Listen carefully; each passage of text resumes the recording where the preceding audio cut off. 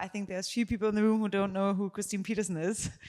She's not only taken me under her wing when I came here 10 years ago and I came to Foresight because I found Foresight on the internet, got so inspired that there was a community of people that were absolutely ambitious about the long-term future without being philosophical. There were people deeply working on science and tech while still having ambitious goals for the future. I arrived here technically for a 3 months internship and never left. And that's really thanks to Christine.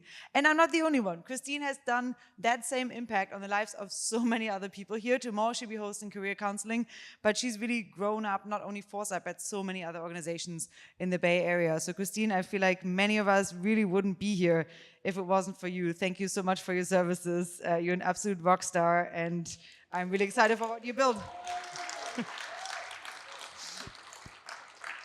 Great, thank you, Allison.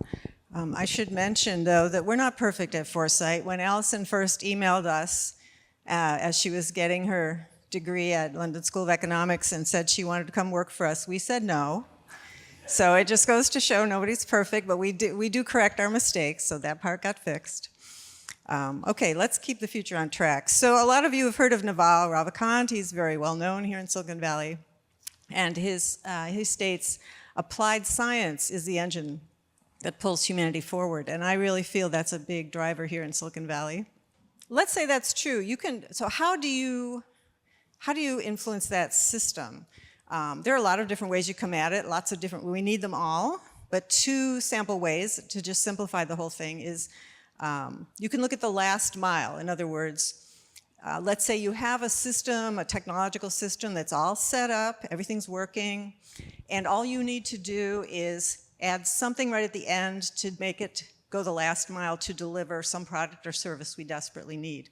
For example, the mosquito bed nets are a classic example used from effective altruism, and that's a way to have a very low risk participation in the system, which is fabulous, and we need those folks.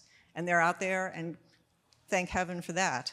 Or if you have a higher ability to handle uncertainty, what we do at Foresight is we take the opposite approach, which is we go on the other end of the system. Instead of the last mile, we go the first mile, which is basically a shots on goal approach. We try to start brand new systems that don't exist.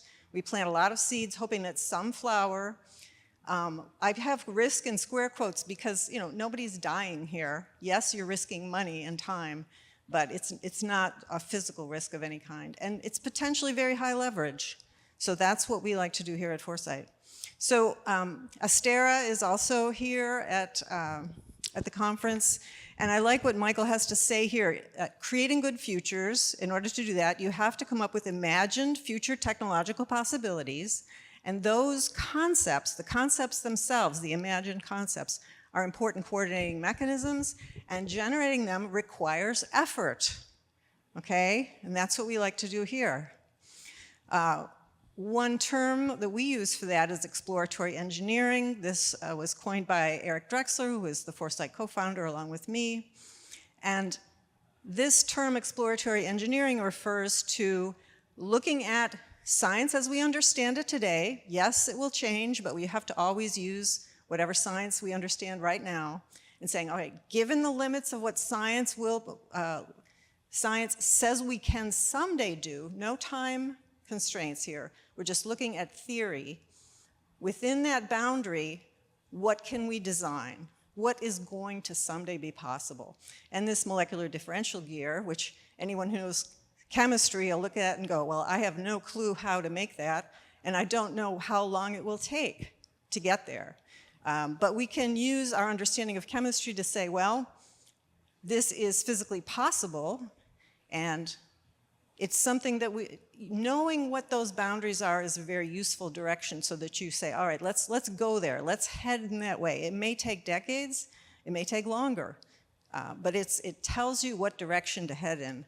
And you can describe these goals either as solving problems or as more sort of an inspirational positive vision.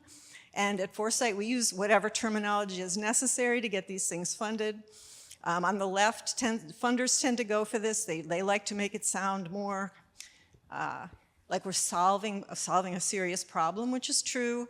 But if you want to get the young people excited, I like to use the right-hand terminology because this is the vision, right?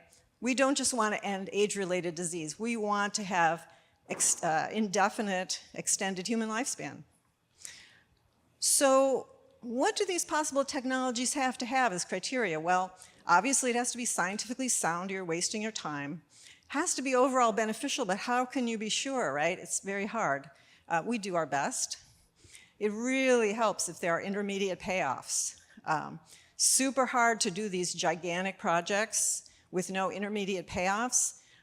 Generally, those only happen in wartime, whether it's Manhattan Project in World War II or the Apollo program, which was part of the Cold War. That was a politically motivated thing. They didn't do that for fun.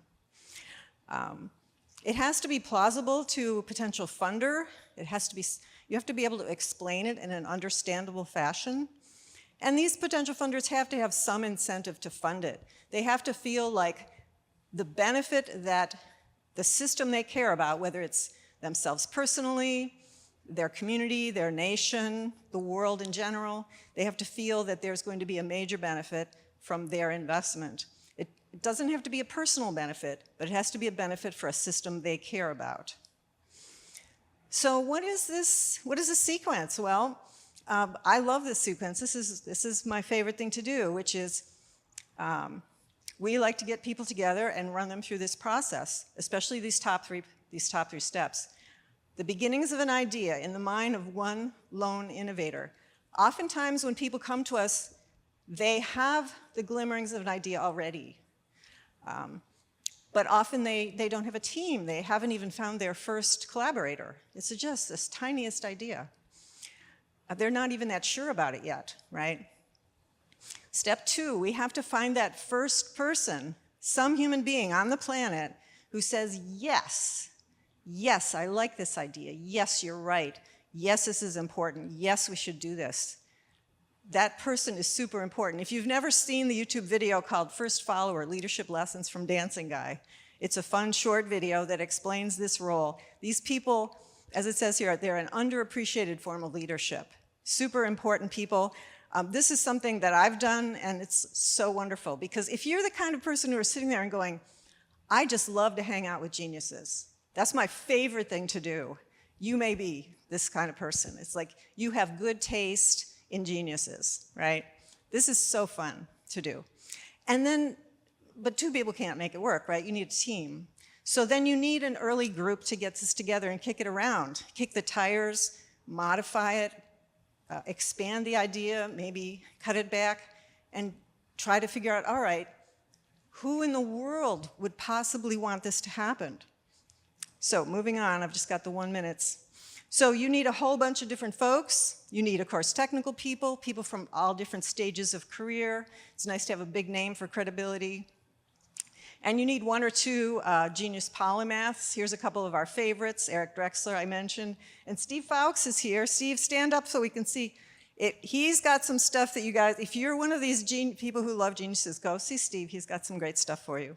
He's speaking tomorrow, but don't wait till tomorrow. Go see him now. Documenting this is super hard. You can't really document this process well. It goes too fast. It changes super rapidly. People don't like to be monitored while they're doing it. So we don't document it. You can't do it. We just invite the donors to come see the process so they can see, and a lot of them say, oh, I see what you're doing. This is important. It's a great time right now. People who hold crypto are super unusual, and a higher percentage of the world's wealth, I think, is in their hands than has ever been happening in the past history of our species. They're technically literate on average, relatively ambitious and visionary, relatively freedom-oriented. They have to be security conscious or they don't keep that crypto, right? And they're often young with long time horizons. Super exciting to have this much wealth in the hands of this kind of people. It's a strong ecosystem. I don't really have time to go through it. You've seen it, right? This is the ecosystem. And I'm inviting you to join us. I know we have a lot of new people here. We also have folks who go all the way back to the very beginning. So those of you who are new, join the ecosystem, get involved. It is super exciting, and I think you'll find it super rewarding. Thank you. Thank you.